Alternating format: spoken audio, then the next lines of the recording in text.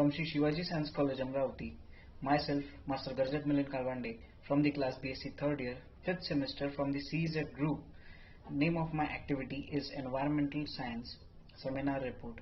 Topic is E-Waste, Idea, Impact and Improvisation in Solutions, guided by respected Ingole Madam and Mr. Boote Sir.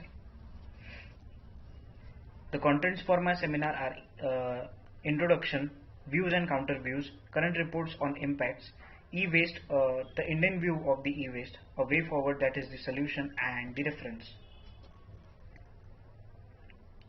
Electronic waste or e-waste is one of the fastest growing waste streams worldwide. Increasing industrialization, standards of living and disposable income have prompted a surge in the volume of electrical and electronic equipment in the market and a concomitant use and increase in e-waste as well.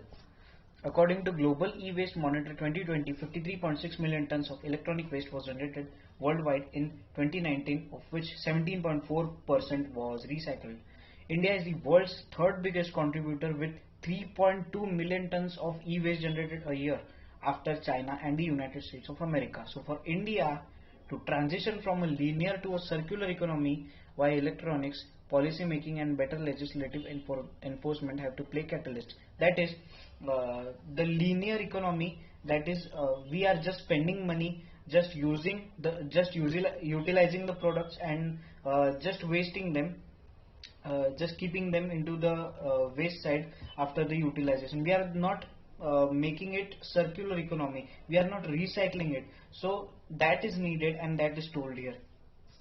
Policy making and better legislative enforcement. Legislative enforcement, that is the government. The government should act not preferably but prioritizely to finally prioritize the welfare of the citizens of the country as well as the nature. Views and counter views. In December 2020, Prime Minister Narendra Modi had spoken on the virtue of using electronic items to the fullest and discarding old items carefully, the need to better handle electronic waste. More recently, in August 2021, he announced a waste to wealth mission focusing on utilizing waste for better use, but to this day, e-waste management in India remains plagued with ineffectual implementation. The plan was made, the idea was made, the plan was not executed actually. It was made in 2020, but due to the COVID-19 situations, it was not implemented probably. Now let's see what the reports say. According to 2020 report by the CPCB, that is Central Pollution Control Board India, generated 10,14,961 tons of e-waste in following year 1920 and up to 32% of e-waste from following year 1819. Of this, the report found that only 3.6% and 10% were actually collected in the country and recycled in 2018 and 2019 respectively. It is also said that the informal sectors controls more than 90% of e-waste collection and the handling processes in country. Not surprisingly, neighborhood kabadiwala is still the go-to source of waste collection for most people in the country. The waste collection, the people who do the waste collection, they are actually hold responsible for generating waste, but actually the people utilizing the products, the people throwing the products in the garbage, not recycling them, not processing them, not sending them for the processing, are actually responsible to generate such type of e-waste. You can also analyze by seeing towards your neighborhood what conditions are there about the e-waste in India. Here we can see the e-waste problem of India. India is the only country in South Asia with a specific e-waste law in place since 2011. In 2011, a law was made, that is Extended Producer Responsibility, EPR was made. In this, the producer himself will take care of the product before selling it to the consumer, that is the people. Before selling it to the consumer, it is the responsibility of the producer, and after selling it to the consumer uses the product, and then sends it for recycling or either throws it in the garbage. It should be the responsibility of the producer. That was meant to be the idea of EPR, but then some modification was made, and PRO, another ideology, was brought into action. That is, along with the producer of the product, also the consumer, the people who use that product will be responsible for the action after their utilization of the product. That is, they will also help in the recycling and processing of the product after their utilization. It was such a meaning of the act that was made. A 2018 amendment to the rules introduced the year-on-year collection targets for the producers under the EPR.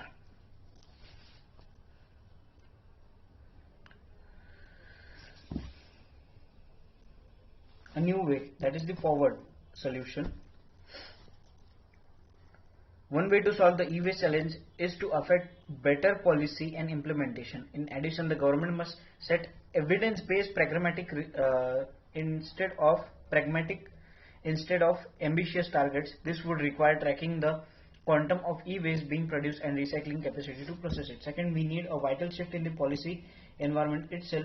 Most of the environmental policies in India are of the command and control variety, in which producers are probably penalized if they miss a preset target. Such policies often lead to a long-term failures.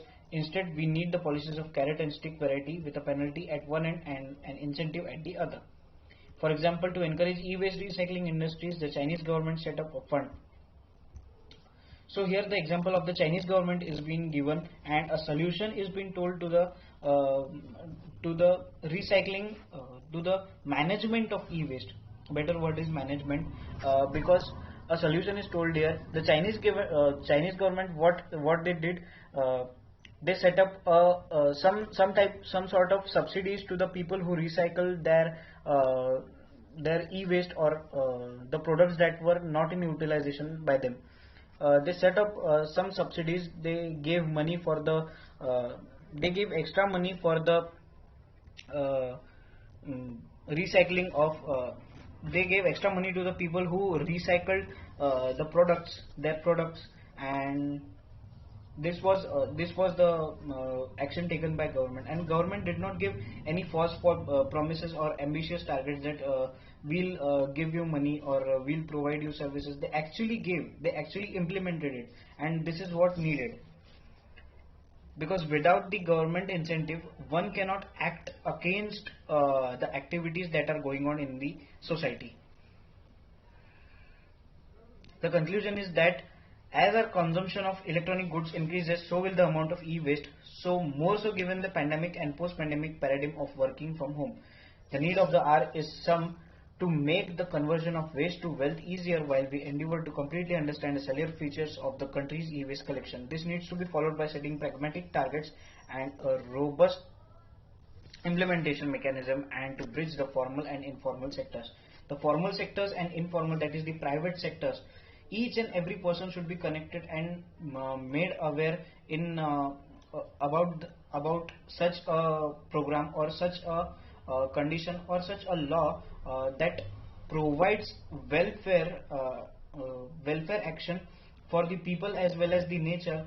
And such a law should be made so that we can actually depress the pandemic, the upcoming pandemic, which would be due to the e-waste, or which would be due to the polluting problems of the present. Due to pollution, we may see rise in the problems in the future.